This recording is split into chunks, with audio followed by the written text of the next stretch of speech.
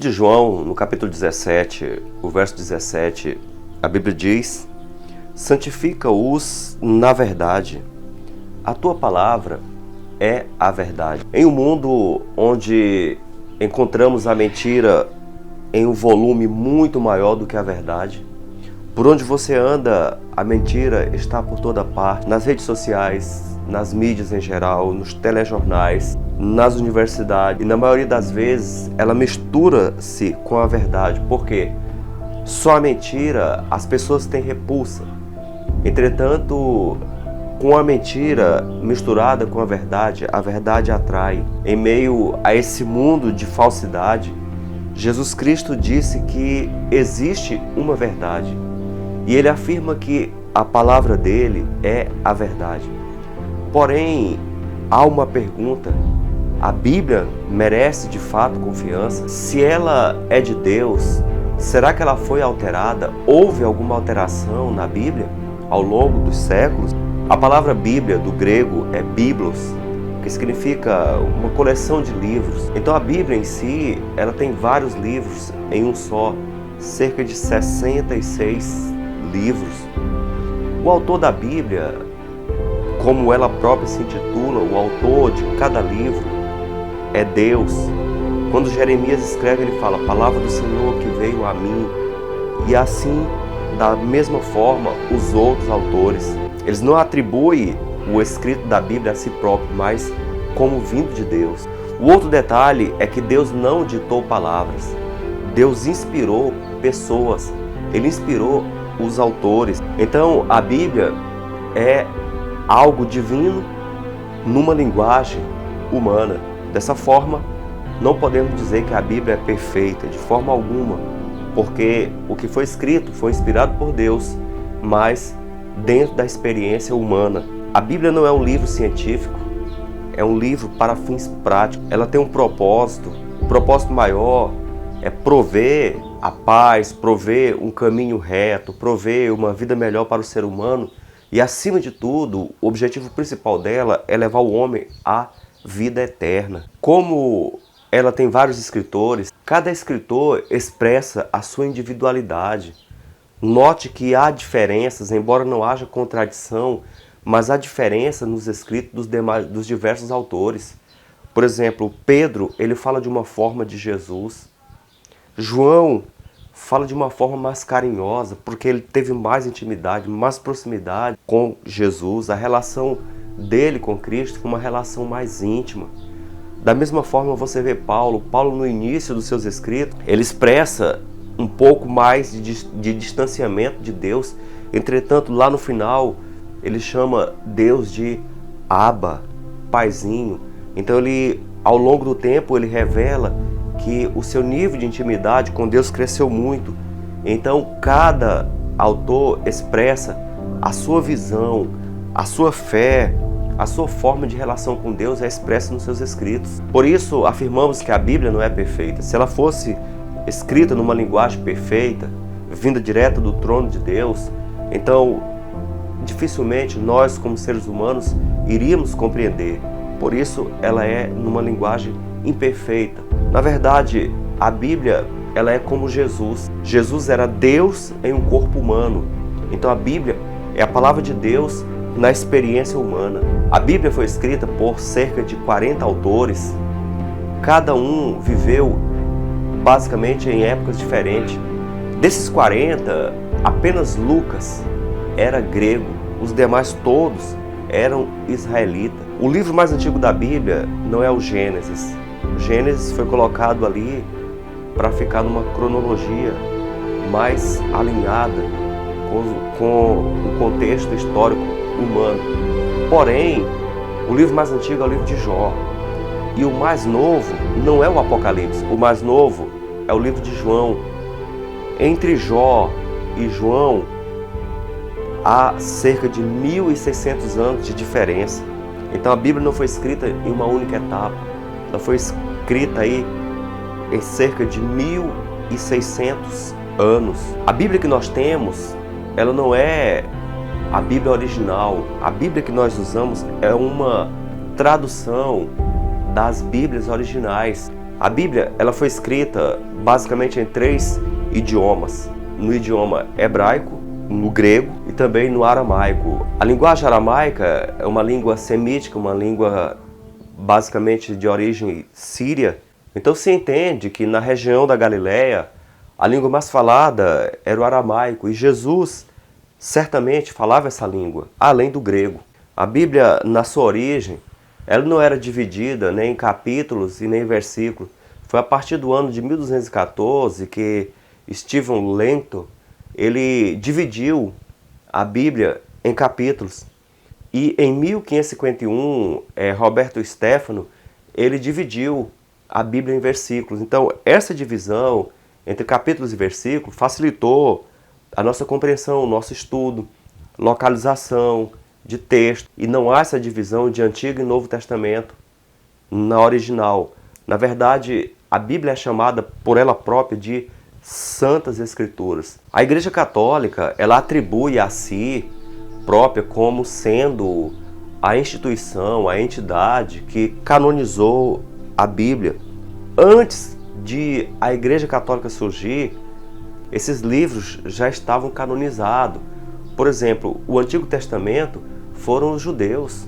Eles que canonizaram, ou seja, separaram o livro de Gênesis, ou melhor, o Pentateuco, os livros poéticos, os livros históricos, como sendo inspirados por Deus. Além disso, os primeiros discípulos adotaram esses livros como sendo as Escrituras, e os apóstolos, que basicamente foram os autores do Novo Testamento, foi essa a canonização de fato. A Igreja Católica simplesmente canonizou aquilo que já havia sido canonizado pelos judeus, pelos primeiros discípulos e pelos apóstolos, e também pelo próprio Cristo, que citou esses livros como sendo as Escrituras quando ele esteve por aqui. Muitas pessoas, sem conhecimento de causa, falam que a Bíblia foi alterada. A Igreja Católica alterou, essa Bíblia que nós temos aí não é mais a que tinha na antiguidade, ela foi alterada ao longo do tempo. Entretanto, o Velho Testamento ele foi escrito na língua hebraica, e aqui está uma cópia da língua hebraica. Então, da forma que foi escrito lá no passado por Moisés, por Isaías, por Jeremias, por Ezequiel, por Daniel, está aqui. Ou seja, o texto ele foi preservado. Além disso, nós temos a Bíblia Septuaginta. Eu estou aqui com a poliglota. Aqui tem várias línguas, entre elas tem o texto da Septuaginta. No século III a.C., Alexandre o Grande, o imperador, o que ele fez? Ele pediu que fizesse uma tradução da Bíblia na língua grega. E assim se fez. Alexandre era muito culto, né? Os gregos, na verdade, a característica deles é a cultura elevada. Então ele pediu que traduzisse a Bíblia. Então 70 anciãos de Israel traduziram a Bíblia hebraica para a língua grega. E, por sinal, foi a Bíblia que Jesus mais citou. Todas as citações de Cristo no Novo Testamento, nos Evangelhos, estão basicamente na Bíblia Septuaginta. É como se fosse a Bíblia que ele usava. Além disso, o Novo Testamento, que foi escrito em grego, nós temos também aqui a Bíblia no Novo Testamento, que foi preservado basicamente os textos que tinha, assim como foram escritos. Então essa ideia de dizer que houve alteração nos escritos está errado. Não existe de fato a Bíblia original, nem um texto original, mas existe aí centenas e milhares de manuscritos espalhados pelo mundo, no Museu de Londres, no Museu de Israel, no Museu do Vaticano, nos Estados Unidos. Então esses lugares contêm aí os manuscritos de datas muito antigas, idêntico aos que usamos hoje no nosso texto, na Bíblia como conhecemos. Até o ano de 1940, apesar dessa quantidade enorme de manuscritos, apesar da Bíblia hebraica, apesar da Bíblia grega, apesar da Septuaginta, mesmo assim a comunidade científica, eles desprezavam a Bíblia como se fosse algo falso. Falaram, olha, isso aí não tem aí uma fonte confiável para compararmos a Bíblia. Foi então que alguns jovens, pastoreando junto às cavernas de Qumran, ali na região do Mar Morto.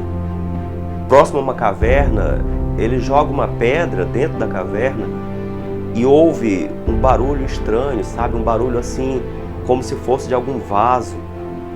Então ele entra na caverna e ali foi feita a maior descoberta arqueológica dos textos bíblicos da história. Milhares e milhares de manuscritos foram encontrados naquela caverna. A partir dali, a Bíblia foi levada mais a sério. As pessoas entenderam que de fato é um livro confiável, porque aqueles textos encontrados, muitos deles da época de Cristo e alguns até anteriores, eles estavam idênticos com a Bíblia que nós temos hoje. Por que a Bíblia é um livro importante? Porque o centro da Bíblia é Cristo. Desde Gênesis ao Apocalipse, você vai ver ali referências a Jesus. E Jesus Cristo, ele não é um impostor, Jesus é histórico. Inclusive, vários autores, vários historiadores extra-bíblicos falaram sobre Jesus. Por exemplo, Tácito, Suetônio, Flávio Joséfo, Plínio, foram historiadores romanos que escreveram muito sobre Jesus. Então Jesus Cristo não é um impostor, Jesus não é uma lenda, não é um mito, Jesus é um personagem histórico. E a gente entende que, como ele viveu, era impossível um homem viver. Então, de fato, Jesus é o quê? Deus. Quando a Bíblia diz, em Gênesis 1:1, no princípio criou Deus, a palavra para Deus ali é Elohim, ou seja, está no plural. Não quer dizer que existe vários deuses, mas quer dizer que no início estava ali o Pai, o Filho e o Espírito Santo. Então Jesus estava na criação. Ou seja, a palavra Elohim é plural. Se fosse singular, seria Eloá. Gênesis 1:26 diz, façamos. Quer dizer, ali estava o Pai, o Filho e o Espírito Santo. Então Jesus é visto em cada texto da Bíblia. E em Gênesis 3:15 tem a promessa messiânica: porém inimizade entre ti e a mulher, entre o seu descendente e a tua descendência. Ou seja, ali já fala de Cristo. No momento que o homem cai, a Bíblia já fala que esse Jesus viria para salvar o ser humano. O Deus do Velho Testamento é Cristo. Todos escritos ali, entende-se que é Cristo. Lucas 24:27 diz, e começando por Moisés e pelos profetas, expunha o que dele estava escrito nas Santas Escrituras. Então, o Deus do Velho Testamento, por mais que alguns achem estranho, que Jesus no Novo era diferente, na verdade não era, o contexto era diferente, mas o Deus do Velho Testamento, o mesmo Jesus do Novo. Nós temos apenas 2 lugares na Bíblia onde narra a fala do Pai. Depois que o homem pecou, o Pai, ele se ausentou. Cristo é o intermediário. Cristo é a ponte entre nós e Deus. Então, por ocasião do batismo de Jesus, o Pai fala, este é meu Filho, em quem me comprazo. E também no Monte da Transfiguração. Passando disso, a gente não vê mais referências ao Pai em toda a Bíblia. Então, todos os textos da Bíblia que falam sobre Deus é uma referência a Cristo ou ao Espírito Santo. E o detalhe interessante é que todo o Antigo Testamento ele apontava para quem? Para Cristo. E o Novo Testamento é o cumprimento do Velho Testamento, ou seja, Jesus veio e se concretizou, efetuou a salvação humana. A tradição católica, ela afirma o seguinte, que o ser humano leigo, ele é incapaz de interpretar as Escrituras.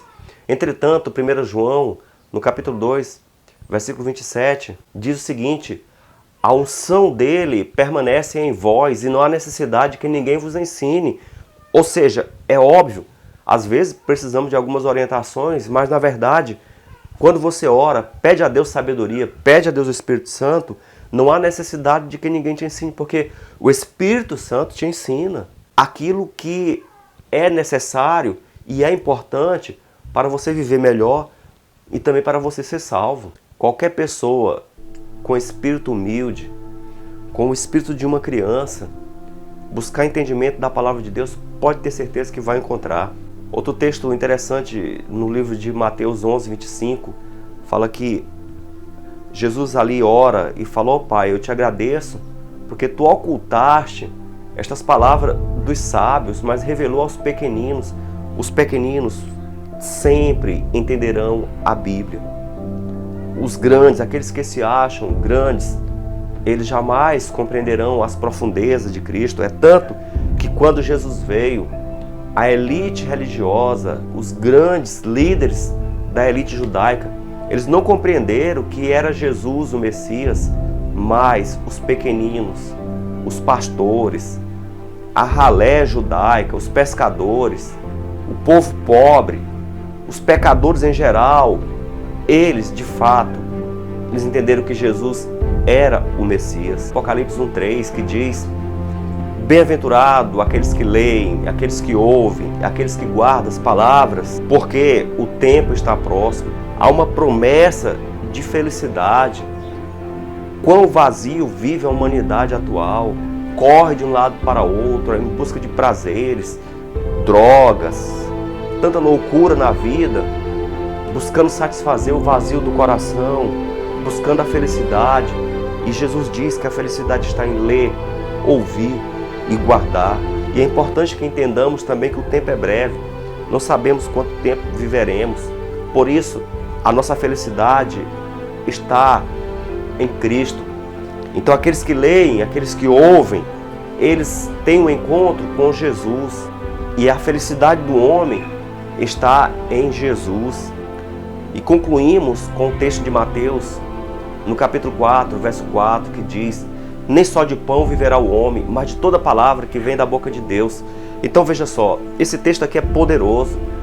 A gente corre de um lado para outro em busca do pão cotidiano, esse pão físico, esse pão material. Mas o pão espiritual é tão importante quanto o pão material. E é por isso que Jesus diz que nem só de pão, nem só do arroz, do feijão, das frutas, das verduras, nós viveremos. Nós precisamos viver também da palavra de Deus. Há duas naturezas em nós, a natureza física e a espiritual. Então, a natureza espiritual deve ser nutrida com o pão que é a palavra de Deus, o pão que veio do céu, que é Cristo. E o detalhe, quando fala palavra ali, no grego tem duas expressões para esse termo. A primeira é logos, que é a palavra escrita. Mas Jesus não fala aí da palavra escrita, ele fala rema, quer dizer palavra viva. A palavra rema é algo vivo, é algo falado. Então precisamos, assim como os discípulos, no caminho de Emaús, ao Jesus falar com eles, o coração dele ardia. É isso que Deus está falando para nós. Ao lermos a Bíblia todos os dias, nosso coração deve arder. Ou seja, o Espírito de Deus falando conosco por meio da Bíblia. Então a Bíblia só, ela é logos. Mas a Bíblia com Cristo, a Bíblia com o Espírito Santo, ela é o que? Rema, a palavra falada, a palavra que nos dá vida. Não basta só ler uma Bíblia superficialmente. A Bíblia tem que ser lida com o poder do Espírito. O coração humano, no momento da leitura da Bíblia, ou quando alguém estiver pregando, tem que arder. Ou seja, tem que provir diretamente do trono de Deus, a palavra falada. Deus está chamando todos nós para essa comunhão mais firme com Ele, essa comunhão sólida. Essa comunhão de ouvir não apenas a palavra escrita, mas a palavra falada, Deus falando conosco. Porque a Bíblia é o livro que nos leva de volta àquela relação perdida no Éden. A Bíblia é o livro que nos liga a Deus, porque ela revela quem de fato é Jesus. Que a nossa relação cada dia mais seja restaurada com Jesus, porque foi para isso que Ele veio e foi por isso que Ele nos deixou as Santas Escrituras. Oremos. Ó Senhor, meu Deus, bendizemos o Teu nome, porque Tu és bom e a Tua misericórdia dura para sempre. E exaltamos a Ti pela palavra que Tu nos deixou, as Tuas Santas Escrituras.